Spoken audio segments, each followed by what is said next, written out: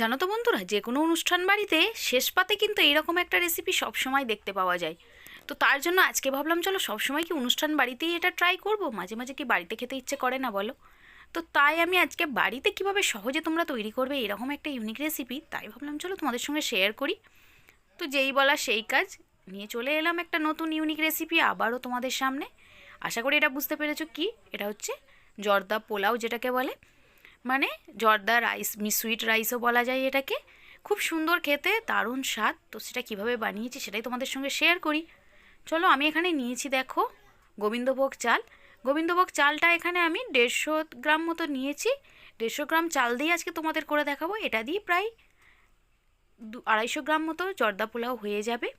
মানে অনেকটা বাড়ে, তো যেহেতু রাইস রাইস একটু তো বাড়ে তোমরা জানো চাল থেকে। তো চলো, এরপর আমি ওভেনের মধ্যে একটু বসিয়ে দেবো সিদ্ধ করার জন্য। তার জন্য দেখো পরিমাণ মতো জল নিয়ে নিয়েছি একটা পাত্রে।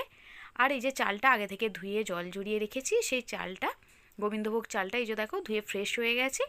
ফ্রেশ এই চালটাকে জলের মধ্যে দিয়ে 15 থেকে 20 মিনিট একটু সিদ্ধ করে নেব, যাতে ভাতটা দেখবে সুন্দর একটা, মানে খুব সফটও হবে না, খুব হার্ডিও হবে না, মোটামুটি একটা রেডি হয়ে যাবে।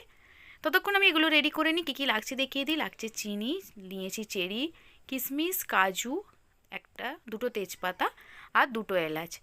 অন্যদিকে দেখো, এদিকে দেখাতে দেখাতে রাইসটাও কিন্তু কমপ্লিট হয়ে গেছে, এই যে দেখো, দেখেছো।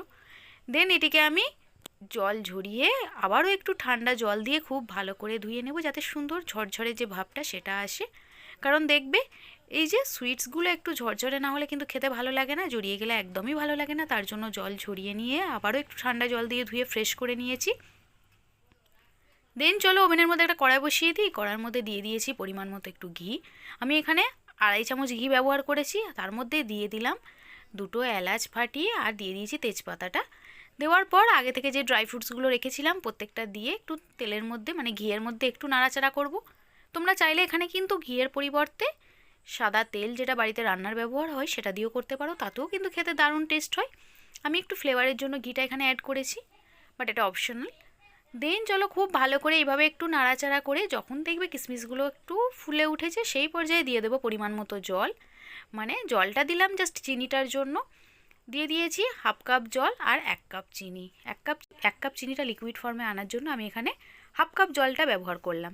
দেন দিয়ে দিচ্ছি সামান্য ফুড কালার, যেহেতু আমি এটাকে অরেঞ্জ কালার করব, তার জন্য অরেঞ্জ ফুড কালারটা ব্যবহার করেছি। তোমরা চাইলে আদার্স কিছু কালারের যদি করতে চাও তো করে নিতে পারো। দেখো কতটা সুন্দর কালারটা হয়ে গেছে না জলটার। তো এবার নাড়াচাড়া করে জাস্ট খালি চিনিটা লিকুইড ফর্মে আসার জন্য একটু অপেক্ষা করব। যখন দেখবে চিনিটা খুব সুন্দরভাবে লিকুইড হয়ে গেছে, মানে একটু একটা তার উঠবে, সেই পর্যায়ে কিন্তু আমরা ওভেনটাকে লো করে রাইসটা এর মধ্যে অ্যাড করে দেবো।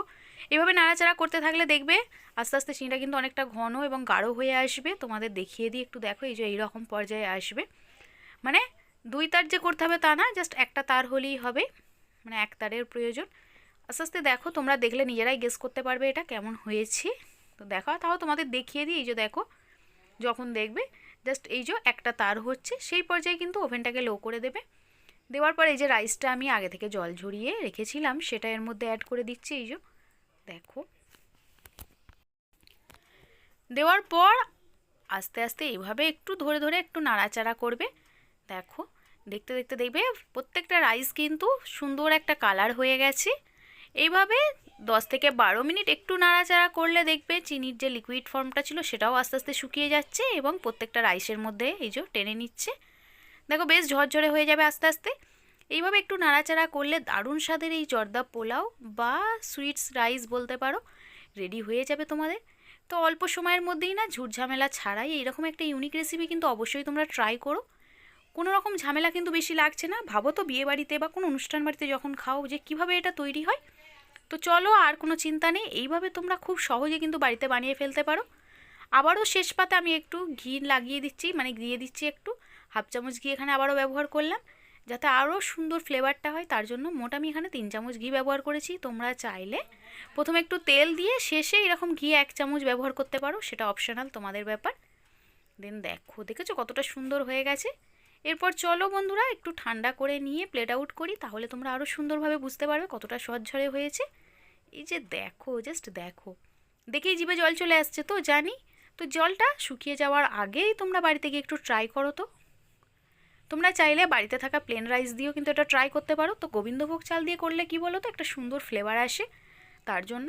আর উপর থেকে আমি একটু চেরি একটু ডেকোরেশনের জন্য দিয়ে দিয়েছি। আর এটা আমার কেকের জন্য ছিল, ভাবলাম চলো একটু কালারফুল করার জন্য উপর থেকে একটু দিয়ে দিই এইভাবে। তো দেখো, দেখতে দেখেছো আরও কালারফুল হয়ে গেছে না? কিউট কিউট এই রেসিপিগুলো তোমরা কিন্তু অবশ্যই ট্রাই করো, জাস্ট খালি দেখে চলে যেও না। আর প্রচুর পরিমাণে একটু শেয়ারের মাঝে, যাতে সকলে দেখার সুযোগ পায়, ফ্রেন্ডস অ্যান্ড ফ্যামিলির মাঝে প্রচুর পরিমাণে শেয়ার করো, যাতে সকলে দেখার সুযোগ পায়, যাতে ইউনিক ইউনিক এই ইজি রেসিপিগুলো তারাও ট্রাই করতে পারে এবং তোমরাও যাতে ট্রাই করতে পারো। তো বাড়িতে রিলেটিভ আসলে চটজলদি কিন্তু এরকম একটা রেসিপি শেষ পাতে করতেই পারো, যাতে তারাও ফিদা হয়ে যায় খাওয়া দাওয়া করে।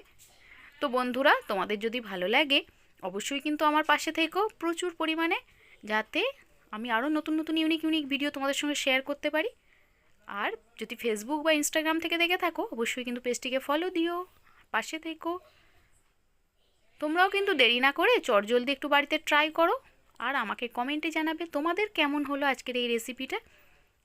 বাই, সকলে ভালো থেকো, সুস্থ থেকো, and be careful, take care.